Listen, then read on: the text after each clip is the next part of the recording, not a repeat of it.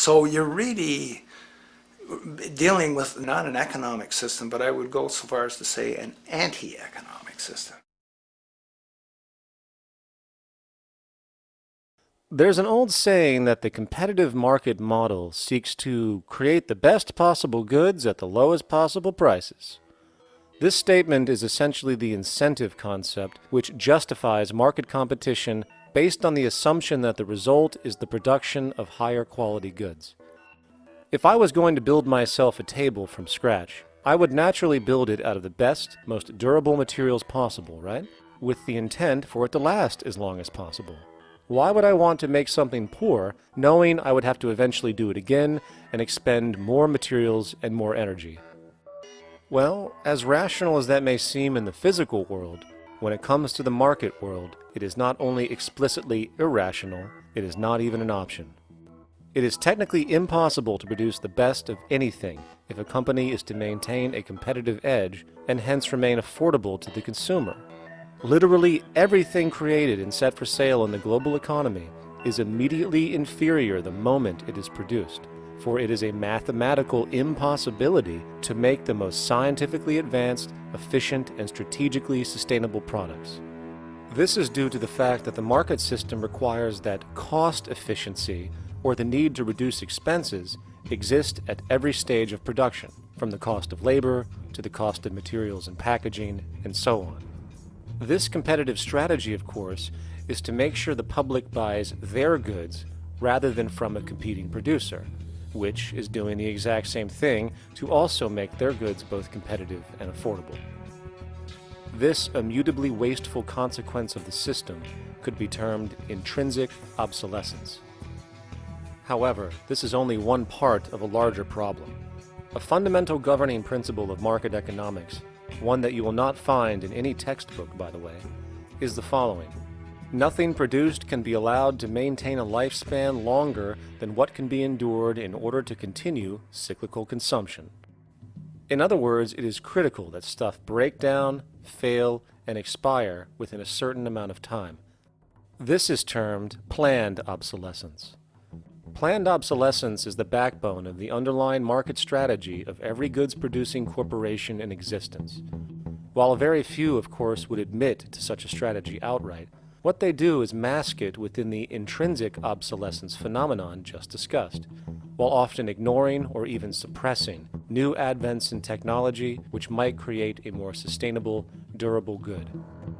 So, if it wasn't wasteful enough that the system inherently cannot allow the most durable and efficient goods to be produced, planned obsolescence deliberately recognizes that the longer any good is in operation, the worse it is for sustaining cyclical consumption and hence the market system itself. In other words, product sustainability is actually inverse to economic growth, and hence there is a direct, reinforced incentive to make sure lifespans are short of any given good produced. And in fact, the system cannot operate any other way. One glance at the sea of landfills now spreading across the world show the obsolescence reality. There are now billions of cheaply made cell phones, computers, and other technology, each full of precious, difficult-to-mine materials such as gold, coltan, copper, now rotting in vast piles, usually due to the mere malfunction or obsolescence of small parts, which, in a conservative society, could likely be fixed or updated, and the life of the good extended. Unfortunately, as efficient as that may seem in our physical reality, living on a finite planet with finite resources, it is explicitly inefficient with respect to the market.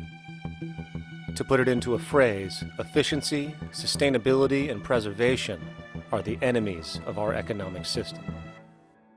Likewise, just as physical goods need to be constantly produced and reproduced, regardless of their environmental impact, the service industry operates with an equal rationale. The fact is, there is no monetary benefit to resolving any problems which are currently being serviced. At the end of the day, the last thing the medical establishment really wants is the curing of diseases such as cancer, which would eliminate countless jobs and trillions in revenue. And since we're on the subject, crime and terrorism in this system are good. Well, at least economically, for it is employing police, generating high-value commodities for security, not to mention the value of prisons that are privately owned for profit. And how about war? The war industry in America is a huge driver of GDP, one of the most profitable industries, producing weapons of death and destruction. The favorite game of this industry is to blow things up and then go and rebuild them for profit. We saw this with the windfall billion-dollar contracts made from the Iraq War. The bottom line is that socially negative attributes of society have become positively rewarded ventures for industry, and any interest in problem resolution or environmental sustainability and conservation is intrinsically counter to economic sustainability. And this is why, every time you see the GDP rise in any country, you are witnessing an increase in necessity, whether real or contrived. And by definition, a necessity is rooted in inefficiency. Hence, increased necessity means increased inefficiency. The American dream is based on rampant consumerism. It is based upon the fact that mainstream media, and especially commercial advertising, all corporations who need this infinite growth, have convinced us or brainwashed most people in America, and hence the world,